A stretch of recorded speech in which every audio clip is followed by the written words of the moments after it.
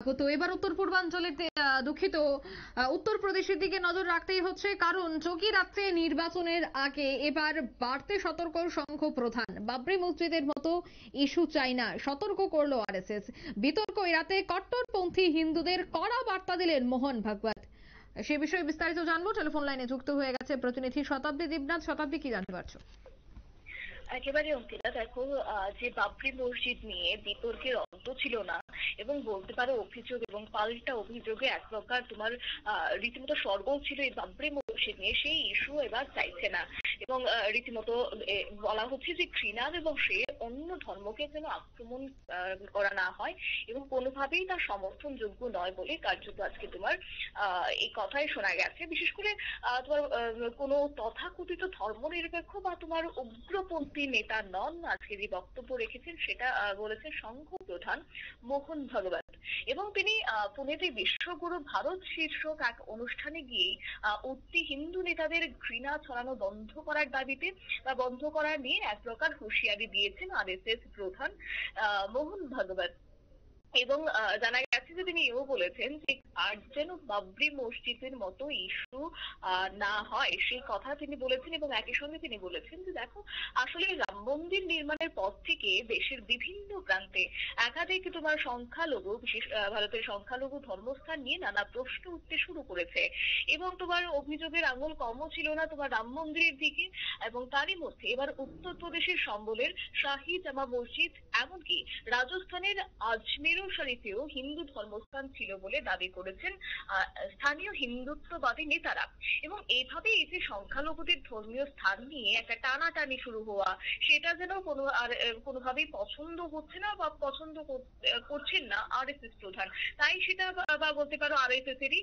এবং সেই জায়গা থেকে এবার স্পষ্ট বক্তব্য রেখেছেন তোমার অমিত শাহ। সেই ওনার গলাতেও শোনা গিয়েছিল, তবে তিনি সেই সময় বলেছেন যে কিভাবে সব ধর্মের মানুষ সঙ্গে সহাবস্থান করতে পারে, সেটা উদাহরণ হিসেবে উঠে আসা উচিত ভারতে। আর আমাদের বিশ্ব শান্তি নিয়ে বড় বড় জ্ঞান শুনতে হয়, অথচ দেখুন প্রতিবেশী দেশগুলিতে সংখ্যালঘুদের কি অবস্থা, সেটা কোট আনকোট শোনা গেছে তার গলাতে। অন্যদিকে দেখো আরএসএস প্রধানের মুখে সব ধর্ম সমন্বয়ে তিনি বার্তা দিয়েছেন। এবং এও দেখা গেছে যে খানিকটা চমকপ্রদ মনে হলেও মোহন ভাগবত তিনি বলেছেন যে সংখ্যালঘু অধিকারের কথা, এবং তার কথায় উগ্রতা, ধর্মীয় আগ্রাসন এবং পেশি শক্তির যে প্রদর্শন, তাতে করে দেখা যায় যে অনেক সময় অন্য যারা ধর্মাবলম্বীরা রয়েছে তাদেরকে আঘাত করা হয়, তাদের ধর্মকে আঘাত করা হয়, তাদের ধর্মকে অপমান করা হয়। তবে এইসব ভারতের সংস্কৃতিতে একেবারেই চলবে না, এই কথাও বলেছেন তোমার আরএসএস প্রধান মোহন ভাগবত। এবং তিনি এও জানিয়েছেন যে এটা আমাদের সংস্কৃতির অংশ হতে পারে না। আসলে বাংলাদেশ পাকিস্তানের মতো প্রতিবেশী দেশগুলিতে যখন সংখ্যালঘুদের নিয়ে এইভাবে অত্যাচার হচ্ছে, সাম্প্রতিককালে সেই ছবি আমরা রীতিমতো দেখতে পাচ্ছি, সেই জায়গা থেকে তাদের নিপীড়ন যেন এক প্রকার চরমে উঠেছে। তো ঠিক সেই সময়টাতে দাঁড়িয়ে এবার সংঘ প্রধানের এই সর্বধর্ম সমন্বয়ের বার্তা খানিকটা হলেও যে এবার কৌশলী অবস্থানও হতে পারে, সেটা কিন্তু অন্যদিকে রাজনৈতিক মহল সে বুঝতে পারছেন। এবং দেখো, সংঘ প্রধান মোহন ভাগবত তিনি এও বলেছেন যে রাম মন্দির নির্মাণ শুধুমাত্র ছিল একটা বিশ্বাসের বিষয়বস্তু, এবং যা কিনা তোমার হিন্দুদের দীর্ঘ বছর বা দীর্ঘদিনের দাবির ভিত্তিতে সেটাকে তৈরি করা হয়েছে। তবে শুধুমাত্র ঘৃণা বা শত্রুতার বশে অন্য কোনো ধর্মকে যেন আক্রমণ করা না হয়, অন্য কোনো ধর্মীয় প্রতিষ্ঠানের প্রতি যেন কোনোভাবে তারা সেভাবে চড়াও না হয়, সেই বার্তা জানিয়ে কার্যত তিনি বলেছেন এটা কোনোভাবে ভারতের সংস্কৃতিতে পড়ে না, এবং এটা কোনোভাবেই সমর্থনযোগ্য নয়। তিনি এও বলেছেন যে ভারতীয় ধর্মীয় বৈচিত্র্যের মধ্যে সম্প্রীতির পরিবেশ বজায় রাখা অত্যন্ত জরুরি। তবে হ্যাঁ, এটি কেবল দেশের শান্তি নয়, সারা বিশ্বে ভারতকে একটি উদাহরণ হিসেবে তুলে ধরা আমাদের কাম্য। এবং সেই সঙ্গে তিনি সম্প্রতি উত্তরপ্রদেশের সম্প্রদেশ সেই শাহী জামা মসজিদ কিংবা রাজস্থানের আজমের শরীফ নিয়ে হিন্দুত্ববাদী নেতাদের বিতর্কিত এই মন্তব্য প্রসঙ্গে মোহন ভাগবত এই কথা তিনি বলেছেন। এবং তিনি হুঁশিয়ারি দিয়েছেন যে উগ্রতা, ধর্মীয় আগ্রাসন কিংবা অন্য ধর্মকে অপমান যেন না করা হয় আগামী দিনে।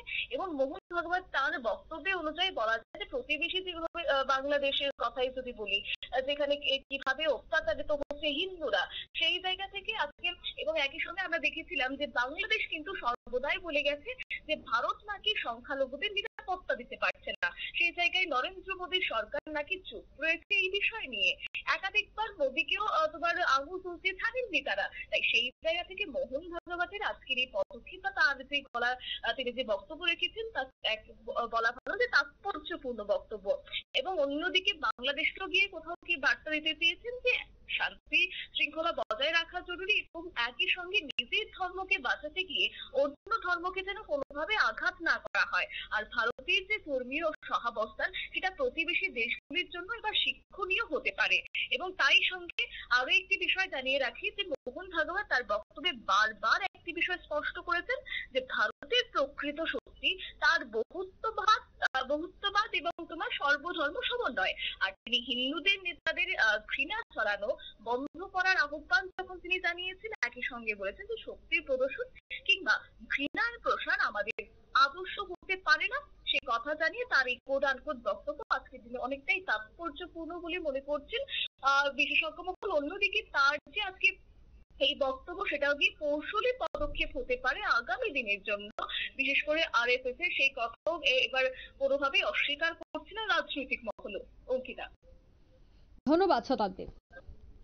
অর্থাৎ বাবরি মসজিদ নিয়ে এবার কড়া বার্তা মোহন ভাগবতের, বিতর্ক এড়িয়ে কট্টরপন্থী হিন্দুদের কড়া বার্তা তিনি দিয়েছেন। নিয়ে নিচ্ছে মুহূর্তে ছোট্ট একটি বিজ্ঞাপন বিরতি, সঙ্গে থাকুন।